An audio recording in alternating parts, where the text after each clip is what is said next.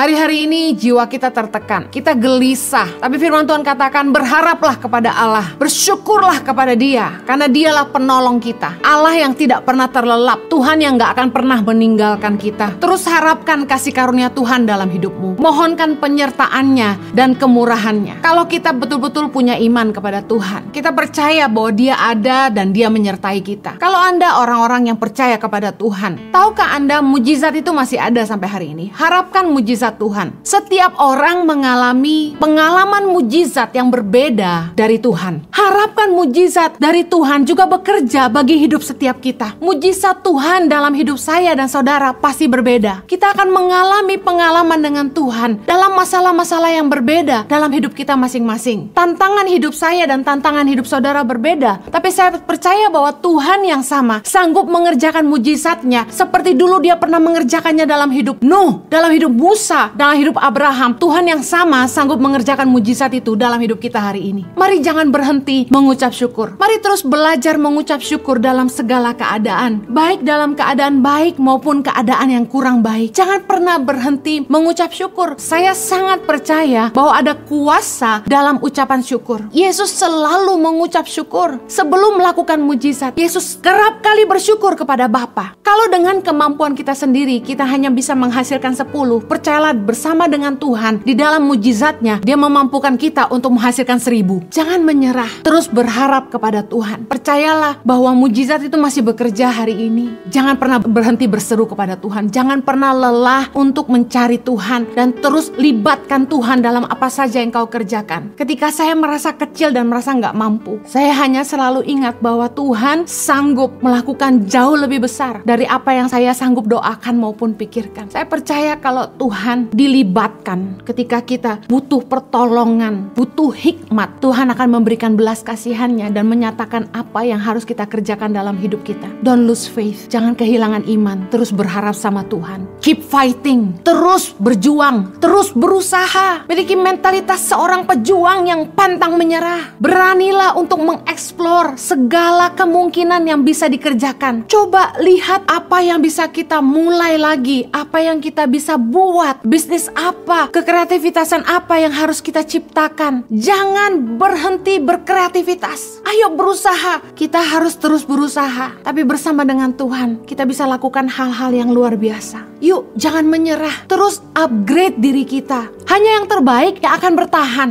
Jangan berhenti belajar, jangan berhenti mengupgrade dirimu. Karena dari Tuhanlah kita akan beroleh hikmat, pengetahuan, kepandaian, dan pertolongan. Tuhanlah yang akan mengajarkan kepada kita setiap jalan yang baik. Apa yang harus kita lakukan untuk memperbaiki diri kita. Apa yang harus kita kerjakan untuk menghadapi masa-masa sukar. Hari ini saya akan share tentang bagaimana menghadapi masa sukar.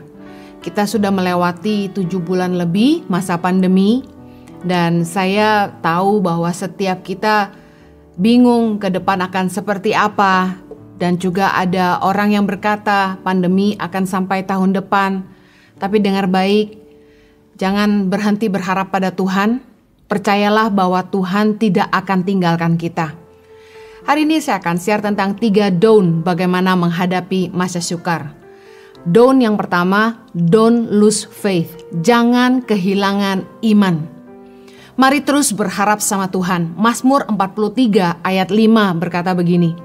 Mengapa engkau tertekan hai jiwaku? Dan mengapa engkau gelisah di dalam diriku? Berharaplah kepada Allah. Sebab aku bersyukur lagi kepadanya, penolongku dan Allahku. Hari-hari ini jiwa kita tertekan. Kita gelisah. Tapi firman Tuhan katakan berharaplah kepada Allah. Bersyukurlah kepada Dia. Karena Dialah penolong kita. Allah yang tidak pernah terlelap. Tuhan yang gak akan pernah meninggalkan kita. Terus harapkan kasih karunia Tuhan dalam hidupmu. Mohonkan penyertaannya dan kemurahannya. Kalau kita betul-betul punya iman kepada Tuhan, kita percaya bahwa Dia ada dan Dia menyertai kita. Saya diingatkan bahwa di dalam hidup ini kita harus terus percaya bahwa mujizat itu masih bekerja sampai hari ini. Kalau Anda orang-orang yang percaya kepada Tuhan, tahukah Anda mujizat itu masih ada sampai hari ini? Harapkan mujizat Tuhan. Setiap orang mengalami pengalaman mujizat yang berbeda dari Tuhan. Para pahlawan iman mengalami mujizat-mujizat yang luar biasa di zaman-zaman yang berbeda. Di dalam hidup mereka, mereka menyaksikan penyertaan Tuhan dan mujizat yang begitu nyata. Nuh mengalami mujizat ketika ia dan keluarganya diselamatkan di dalam bahtera yang Tuhan suruh dia bangun. Abraham mengalami mujizat bagaimana dia yang sudah sangat tua renta dan istrinya yang sudah tidak lagi haid bisa melahirkan anak yang dijanjikan Tuhan dalam hidupnya. Janji Tuhan dalam hidupnya bahwa dia akan mempunyai keturunan seperti bintang di langit dan pasir di lautan, dan Tuhan menggenapi itu hari ini. Musa mengalami mujizat dalam hidupnya, bagaimana dia bisa memimpin bangsa yang besar melewati padang gurun, melewati laut merah, dan ketika mujizat itu terjadi, Tuhan membuka laut merah sehingga menjadi kering untuk mereka lalui. Bahkan tiang awan dan tiang api dari Tuhan menyertai bangsa Israel yang dipimpin Musa waktu itu. Dan juga Tuhan mengirimkan mana dari sorga dan juga burung puyuh sebagai makanan mereka. Mereka mengalami mujizat yang berbeda di zaman yang berbeda. Saya ingin katakan begini, harapkan mujizat dari Tuhan juga bekerja bagi hidup setiap kita. Mujizat Tuhan dalam hidup saya dan saudara pasti berbeda. Kita akan mengalami pengalaman dengan Tuhan dalam masalah-masalah yang berbeda dalam hidup kita masing-masing. Tantangan hidup saya dan tantangan hidup saudara berbeda. Tapi saya percaya bahwa Tuhan yang sama sanggup mengerjakan mujizatnya seperti dulu dia pernah mengerjakannya dalam hidup Nuh, dalam hidup Musa, dalam hidup Abraham. Tuhan yang sama sanggup mengerjakan mujizat itu dalam hidup kita hari ini. Mari jangan berhenti mengucap syukur. 1 Tesalonika 5 ayat 18 berkata, mengucap syukurlah dalam segala hal, sebab itulah yang dikehendaki Allah di dalam Kristus Yesus bagi kamu. Mari terus belajar mengucap syukur dalam segala keadaan, baik dalam keadaan baik maupun keadaan yang kurang baik. Jangan pernah berhenti mengucap syukur. Filipi 4 ayat ke-6 berkata begini, janganlah hendaknya kamu khawatir tentang apapun juga, tetapi nyatakanlah dalam segala hal keinginanmu kepada Allah dalam doa dan permohonan dengan ucapan syukur. Saya sangat percaya bahwa ada kuasa dalam ucapan syukur. Mari kita lihat Yesus. Yesus selalu mengucap syukur. Sebelum melakukan mujizat, Yesus kerap kali bersyukur kepada Bapa. Ketika Yesus membangkitkan Lazarus yang mati, Yesus menengadah ke atas dan berkata, Bapa, aku mengucap syukur kepadamu karena engkau telah mendengarkan aku. Bahkan ketika Yesus memberi makan 5.000 orang hanya dari 5 roti dan 2 ikan, Yesus mengambil roti itu mengucap syukur lalu membagi-bagikannya, 5.000 laki-laki kenyang. Firman Tuhan menceritakan bagaimana di dalam pelayanan Yesus, dia selalu mengucap syukur, menengadah ke atas dan mengucap syukur, dan mujizat itu terjadi dalam pelayanannya. Keterlibatan Tuhan dalam hidup kita membuat hasil usaha kita berlipat ganda. Kalau dengan kemampuan kita sendiri kita hanya bisa menghasilkan 10, percayalah bersama dengan Tuhan di dalam mujizatnya, dia memampukan kita untuk menghasilkan 1000. Jangan menyerah, terus berharap kepada Tuhan. Percayalah bahwa mujizat itu masih bekerja hari ini. Bu Heni, sampai kapan? Kapan Tuhan mendengar? Jangan pernah berhenti berseru kepada Tuhan. Jangan pernah lelah untuk mencari Tuhan. Dan terus libatkan Tuhan dalam apa saja yang kau kerjakan. Ketika saya mentok, gak tahu mau bikin apa dengan pelayanan kami, gak tahu mau bikin apa untuk hidup kami pribadi, saya cuma lihat ke atas dan saya bilang, Tuhan, engkau sanggup menolong hamba-Mu.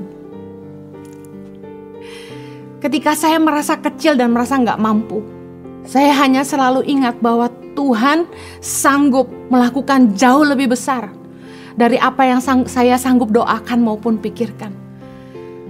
Saya percaya kalau Tuhan dilibatkan ketika kita butuh pertolongan, butuh hikmat, Tuhan akan memberikan belas kasihannya dan menyatakan apa yang harus kita kerjakan dalam hidup kita.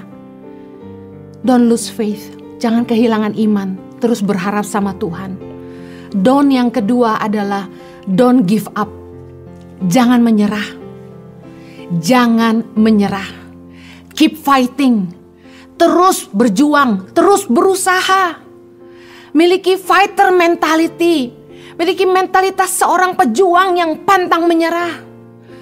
Ayo anak-anak muda, ayo para businessmen, be creative. Beranilah untuk mengeksplor segala kemungkinan yang bisa dikerjakan.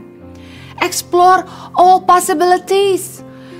Coba lihat apa yang bisa kita mulai lagi, apa yang kita bisa buat, bisnis apa, kekreativitasan apa yang harus kita ciptakan. Saya lihat teman-teman saya yang terus berjuang dan tidak menyerah. Mereka yang tadinya punya pabrik tekstil hari ini, mereka beralih bikin APD, bikin masker. Bahkan di tengah mereka harus berjuang untuk hidup mereka sendiri, justru orang-orang ini masih punya waktu buat mikirin Tangan Pengharapan dan kasih ide terus sama saya. Dengar baik, jangan berhenti berkreativitas. Ayo berusaha.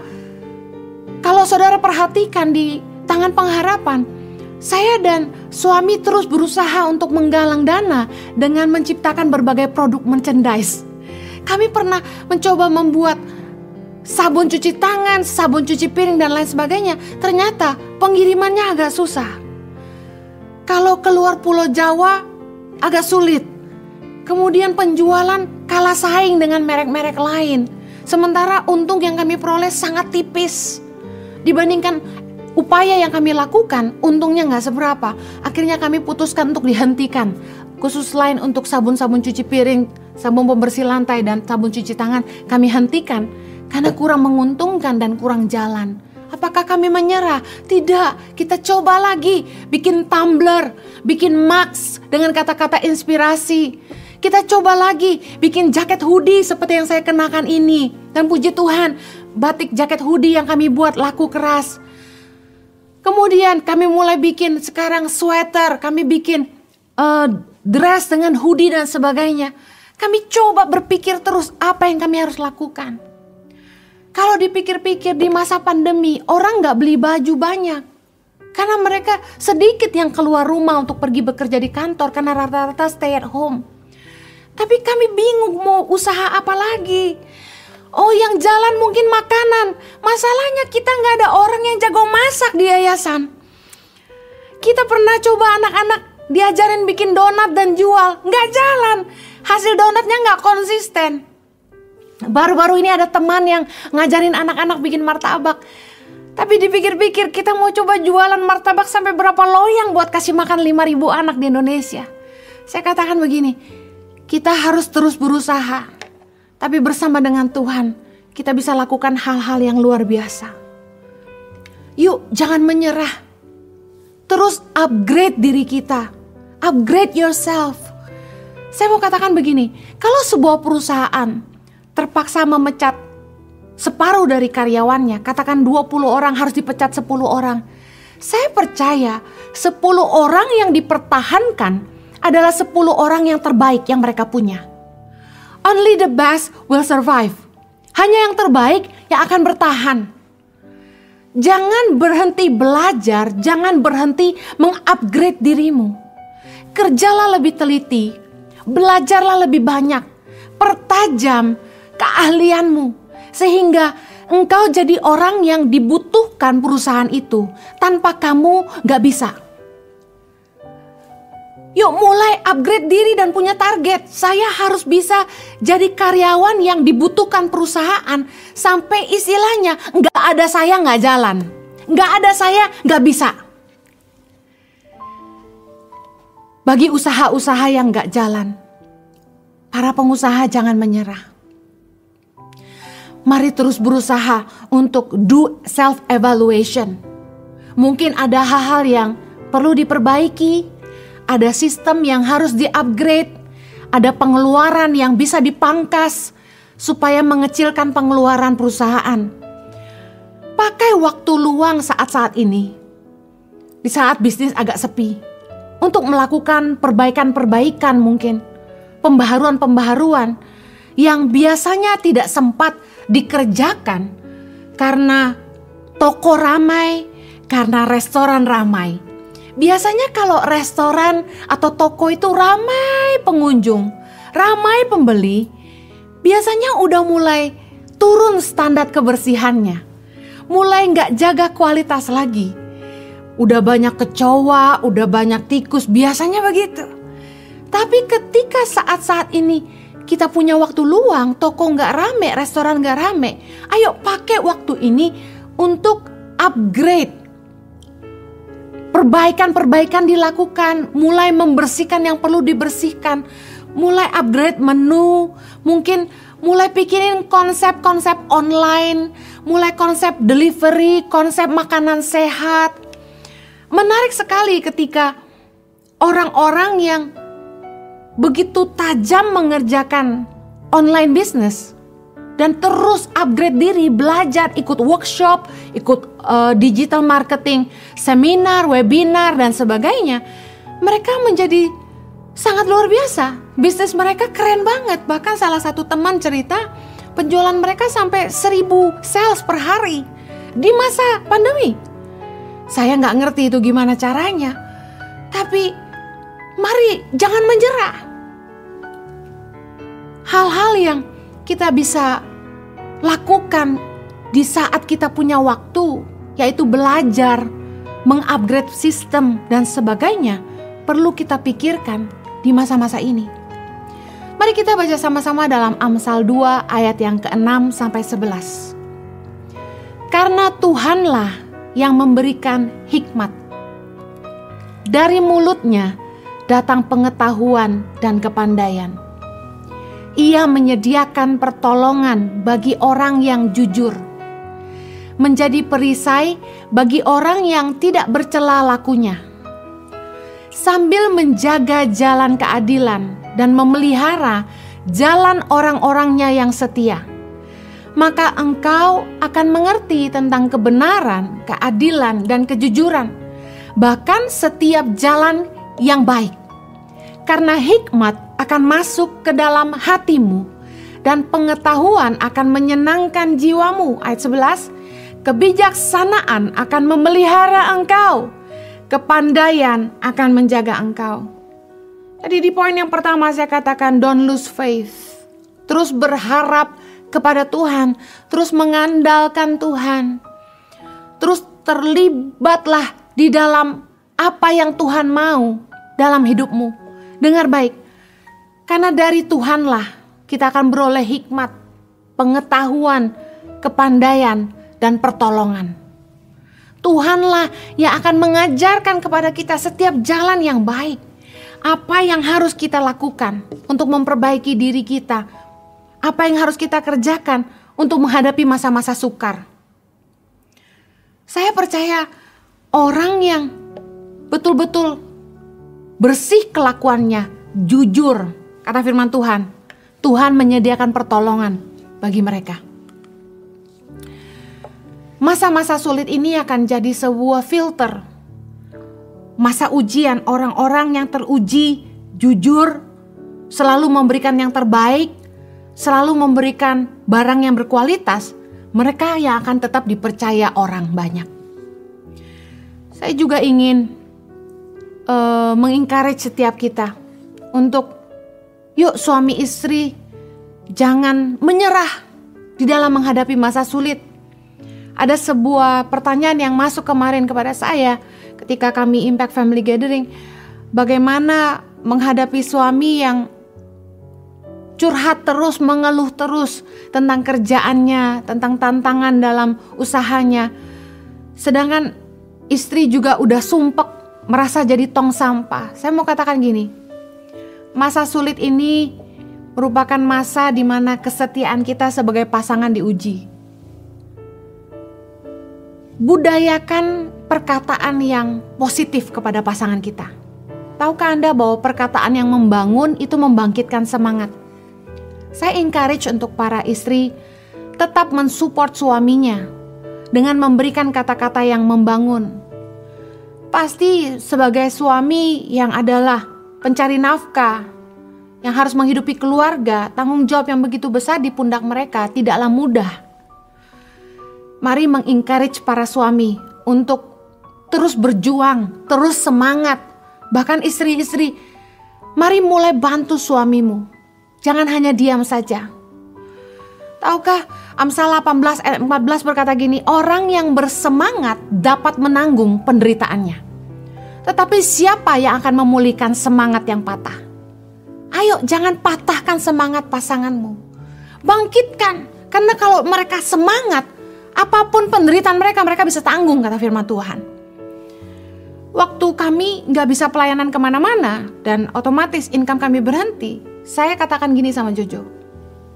Saya bilang, Jo, aku lebih senang kamu sering di rumah bersama dengan kami. Meskipun uang kita gak seberapa dibandingkan kamu dulu sibuk pelayanan dan bisa memberi kami lebih. Saya lebih appreciate keberadaan Jojo. Karena bagi saya, seorang Jojo lebih penting daripada uang yang dia bisa kasih kepada saya. Amsal 16 ayat 24 berkata, perkataan yang menyenangkan adalah seperti sarang madu, manis bagi hati dan obat bagi tulang-tulang. Hal terakhir yang pasanganmu butuh dari engkau saat ini adalah kalimat-kalimat yang menyenangkan. Mari terus saling membangun satu sama lain. Kalau suamimu lemah, ayo istri-istri kuatkan. Sebagai suami istri menghadapi masa sulit ini, kita harus sehati. Mazmur 133 berkata, ada berkat dalam kesatuan. Ketika kita hidup rukun bersama-sama, ada berkat Tuhan turun dalam rumah tangga kita. Jangan menyerah. Terus berjuang. Don't give up. Mari terus sehati. Berpikir keras sama-sama. Apa yang harus dikerjakan. Saya dan Jojo terus diskusi, terus tukar pikiran, terus berpikir, berdoa. Apa yang kami harus kerjakan. Ayo suami istri justru harus semakin sehati menghadapi masa-masa sulit ini. Yang terakhir, don't spend too much. Bijaksanalah dalam mengelola keuangan. Jangan menghambur-hamburkan uang. Ibu-ibu hari-hari ini gak bisa ke mall. Tapi jangan belanja online terus. Sebagai wanita, kalau kita mau jadi wanita yang cakap, kita harus pandai mengelola berkat Tuhan. Justru di saat usaha suami tidak jalan, setoran suami berkurang, ayo sehati, suami istri justru harus berusaha sama-sama cari jalan keluarnya. Istri-istri jangan diam aja. Yang lebih parah, tidak mau menurunkan standar hidup. Sudah gak bantu, malah gak mau menurunkan standar hidup. Justru di masa sulit ini kita harus mengatur ulang pengeluaran rumah tangga kita. Mari lihat apa yang kurang penting. Kita harus belajar lihat apa yang gak penting kita pangkas. Apa yang bisa dihilangkan dari pengeluaran kita. Dengan cara itu para istri bisa membantu suami. Belajar bagaimana menabung dan menginvestasikan uang dengan cara yang baik. Saya percaya masa-masa sulit ini membuktikan investasi apa yang terbaik. Dan jangan lupa, ternyata masa sulit ini mengajar kita uang tunai, cash keras itu penting. Waktu terima uang, jangan dibeliin aset semua. Hari-hari ini orang-orang yang kebanjiran aset, mau jual juga susah. Mau jual tanah gak bisa, jual rumah gak ada yang mau beli. Jangan uang tunai terus dibelikan aset. Di masa sulit, cash keras penting. Dan jangan serakah. Taruh uang investasi di tempat yang resmi. Jangan sampai uang deposito hilang, lenyap hanya karena kita diiming-imingi bunga yang tinggi. Ayo bijaksana. Bagaimana mengatur keuangan, bagaimana mengatur investasi supaya kita punya tabungan. Kita harus siap menghadapi kemungkinan yang terburuk ke depan. Ada istilah sedia payung sebelum hujan. Apapun yang ada di depan kita, ada baiknya kita siap sedia. Istri-istri, ayo bijaksana. Saya salut sama wanita-wanita yang terbilang bukan orang susah, tapi hari ini melihat para suami usahanya nggak jalan, malah giat untuk mencari cara supaya bisa membantu suami dalam penghasilan. Keren banget bagaimana istri-istri yang tadinya nggak pernah dagang, nggak pernah masak, hari ini bisa jualan online demi membantu suaminya. Saya angkat jempol buat ibu-ibu yang luar biasa. Wanita memang harus bangkit di masa sulit.